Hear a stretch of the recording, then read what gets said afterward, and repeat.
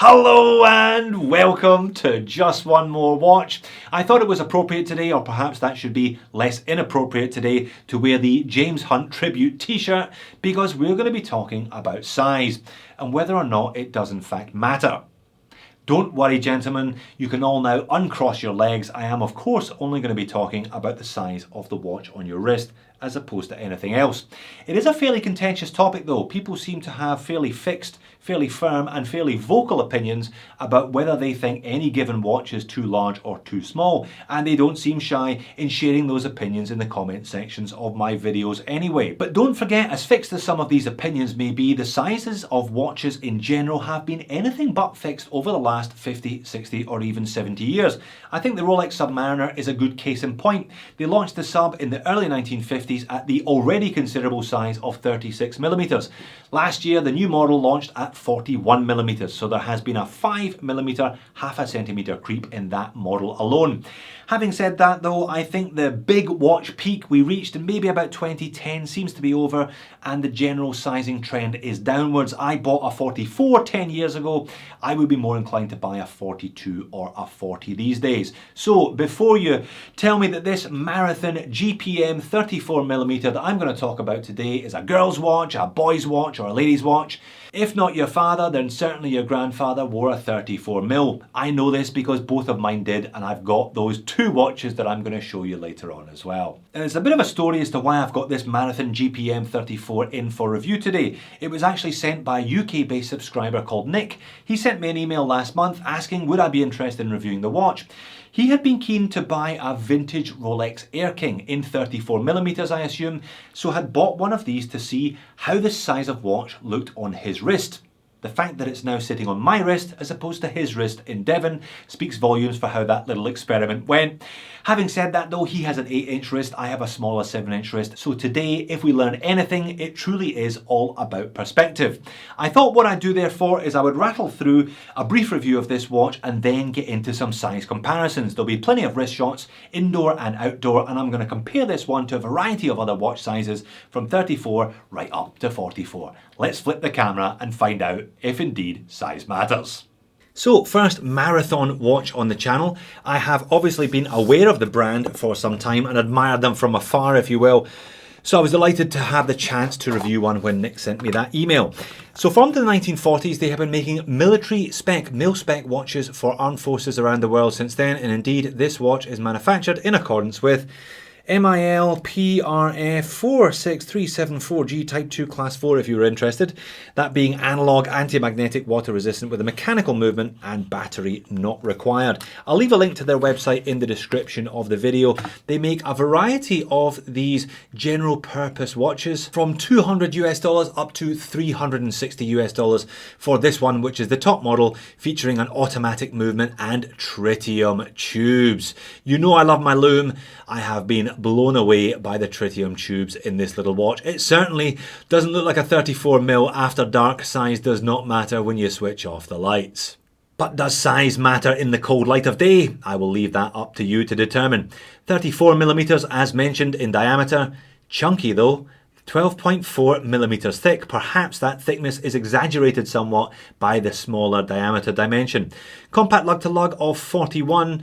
You can see there the fixed spring bars, military spec here, so you're not going to be swapping this one out for a leather strap at the weekend. Effectively 39mm spring bar to spring bar and lug width of 16mm. I can't even show you this on an alternative NATO strap or two because I simply do not own any 16mm lug width NATOs or straps. Slightly odd decision. I can't help but think they would have been better bulking it out slightly to 18mm, but there you go. On this supplied ballistic nylon strap, it weighs in at 45 grams, making it one of the lightest automatics that I have reviewed on the channel. So small, unobtrusive, not going to snag on clothing, and also not going to attract any unwanted attention. No polished surfaces here, everything is matte. Now they call this a 316L composite. They also refer to it as fiber light. Regardless, it has that kind of bead blasted black finish throughout the case. unbranded crown there, unsigned crown in a kind of silver colour, matching the raised fixed bezel. That is a piece of flat sapphire crystal covering. Not sure how much anti-reflective, if any, is there. However, it is super legible, that little dial. All classic field watch stuff here, all just printed in nice crisp white against that matte black dial. So being a field watch, we have 1 to 12 in larger Arabics on the outer edge, 13 to 24 on inner Arabics in the middle, marathon just printed on, and US government. Like I said, they supply various armed forces around the world. You can opt for what they call a sterile dial, i.e. no US government branding. Minute track around the outer edge also printed, but crucially all those hour markers, the indices, are tritium tubes. You can see that little radioactive symbol on the dial there next to the 3 and H3 next to the 9, advertising that it is the H3 isotope of tritium. Syringe handset, also super legible in white against the black, and also featuring 2 large tritium tubes on the hour hand and the minute hand. I'll pop in the tritium video now. Very impressive after dark, this little thing, and you don't notice the scale. As I said, good size handset, and the fact that those hour markers, the indexes, are out towards the edge of the dial, which in turn is out towards the edge of the case, means it looks like a bigger watch. And this thing is going to be glowing like a wee torch on your wrist for 25 years or more. You can get lume, but why would you when tritium tubes are available and so bloody practical? Press on stainless steel caseback etched with the most impressive spec sheet that I've seen on any caseback on any watch ever. That's the full military specifications in some detail right there. Now, Japan movement 24 jewel, you can guess it's an NH35. I'll pop it on the time grapher in just a second. They refer to it as a jewel wind, meaning it can be manually wound. It's just a push-pull crown, but also they refer to the pendulum, which I assume is the rotor that will keep it wound on your wrist for a period of 41 hours. Now, assembled in Switzerland. This is the first watch that I've looked at on the channel in nearly 4 years, which is assembled in Switzerland, but does not feature the words Swiss made on the dial because it's got a Japanese movement. And one assumes therefore that 60% of the cost of the watch, which is one of the criteria for Swiss made, is not therefore Swiss. Now, one odd specification, it's a push-on caseback, push-pull crown, only 30 meters of water resistance. I don't quite get that, if I'm being honest. Why didn't they make it 50? If you have a look at Marathon's website, there's a handy graphic there that shows that you can't even take your general purpose mechanical in the bath with you. Not all that useful for many infantrymen and women around the world, I don't imagine, therefore. That's pretty typical NH35 accuracy, coming in just to the positive, somewhere between 0 and 10 seconds per day. One position on my time grapher at least, healthy amplitude, but that is fairly atypical for an NH35. That's a whopping beat error of 2.2. Well, I would say straight out of the box, but I'm not sure if Nick gave it a walloping while it was still back in the UK. So a genuine military specification, military issued watch, automatic movement, sapphire crystal, reasonable price, incredibly legible, fantastic tritium tubes, but too small a lug width. And why did they only go for 30 meters of water resistance? I don't quite get it. That's my basic summary of the Marathon GPM 34mm then. Let's talk about size, let's get it on wrist. And what do you think? That's it sitting on top of my 7-inch wrist, and I think it looks perfectly acceptable to me anyway, size-wise. I'm going to chuck in a few different angles here as well. I posted essentially the thumbnail photo on Instagram the other day, and I said, hey, what size do you think this is, and do you think it is too small for my wrist? And the vast majority of people said, well, it's about 34 to 36, but no, it looks good on you. And I think it does. I do think it looks good. Overhead shot, I still think it looks good and still retaining incredible legibility in spite of that small diameter dimension. And outside, as I intimated, it could do with a couple of extra layers of anti-reflective undercoating. Having said that though, white on black is always really easy to get a nice quick read on. On wrist, incredibly light and comfortable. You barely know this thing is there. Super short lug to lug as well, so it's a little bit chunky, but it just vanishes on wrist. And what about the pocket shot? Again, I think it looks perfectly acceptable. I've got a 7-inch wrist, which is kind of average, but I'm a big tall guy. I'm 186 centimeters, about 6'1" and a bit, 6'2" on a good day if I stretch, and I think it looks perfectly acceptable on me.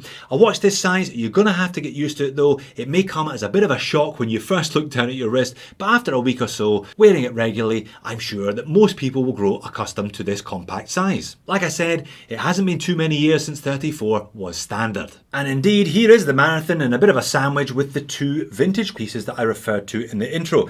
My father's 1980s Omega Seamaster and my grandfather's 1950s, I think, Cami. Looks perfectly reasonable in that company anyway. But what happens when we compare it to some contemporary watches? It doesn't look particularly small when you compare it to a Seiko SKX013, either off the wrist or on it. And it's a similar thing with the Seiko Sarb 033, either off the wrist or on it. I think it's only really when you move up to watches with a diameter dimension of 40mm and above, as represented here by my Zelos Mako 2 in bronze and insert Rolex Submariner homage on the left, that you really begin to notice the size differential. And finally, when you put it side by side with a couple of the largest watches that I currently have in my collection, the 44mm Casio Duro on the right and the nearly 44.75mm Seiko King Turtle on the left, that the Marathon begins to look a little bit toy-like by comparison. But like I said, that's by comparison. If you're wearing this one in isolation, if you're wearing it on its own and you're not continuously comparing it to larger watches like I have been doing over the last 5 minutes, then it's an easy thing to get used to a smaller watch like this one. So, does size matter then? Well, as you can see from the selection of watches on the table, all of which are from my personal collection, size doesn't matter to me. I can go for anything from 34mm up to 44mm with comfort and with ease. I could totally rock this little 34mm Marathon therefore. Love the design and I'm totally into those tritium tubes. However, 16mm strap, no thanks. It would need to be a bit beefier than that. I've got plenty of Vostocks on 18. I just wish they had gone for 18 rather than 20. And I wish they'd fixed the water resistance rating while they were at it. So there you have it. Does size matter? Well, yes it does, but only to you. If you want to rock a 30mm watch, go for it. If you want to rock a 50mm watch, go for it. You buy and wear whatever you're comfortable with, whatever you like the look of on your wrist. It truly is all about perspective. What about this Marathon GPM 34 then? Is it too small? Do I think it's too small for me? Well, no, I don't. It's a chunky little watch. And especially after dark, when you turn the lights off, those tritium tubes are magnificent. It has certainly put a seed in my mind. I'm going to have to pick up something with tritium over the course of this year. Will it be this watch? No, it won't. Don't mind the 34, but the 16mm strap choice, a bit bizarre there. I'm not sure why they had to go for something so small. Surely they could have squeezed an 18 in there. I had no 16mm straps in the house. I do not own one, so I couldn't do a strap fashion show for you today with this one. And 30 meters of water resistance. I'm not sure who insisted on that as a standard. Surely 50 would have been far more sensible if you do want to take this watch in a shower. So, Marathon, yes. Tritium, yes. 34mm, yes. This particular watch, no. Thanks for watching. I will see you in a future video.